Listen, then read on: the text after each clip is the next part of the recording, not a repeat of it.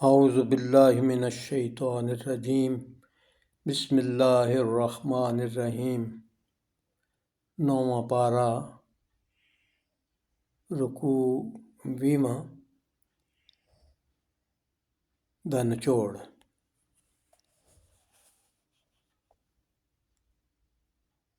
ਇਸ ਰਕੂ ਵਿੱਚ ਐਲਾਨ ਕੀਤਾ ਗਿਆ ਹੈ ਵੀ ਨਬੀ ਅਕਰਮ ਸੱਲੱਲਾਹੁ ਅਲੈਹਿ ਵਸੱਲਮ ਸਾਰੇ ਜਹਾਨਾਂ ਵਾਸਤੇ ਅੱਲਾ ਦੇ ਰਸੂਲ ਨੇ।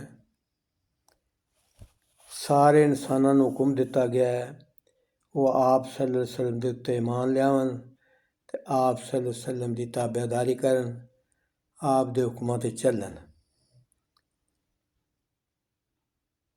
ਅਤੇ ਜਿਹੜਾ ਇਸ ਤਰ੍ਹਾਂ ਕਰੇਗਾ ਉਹਦੇ ਬਾਰੇ 'ਚ ਦੱਸਿਆ ਗਿਆ ਉਹਨੂੰ ਹਦਾਇਤ ਮਿਲੇਗੀ।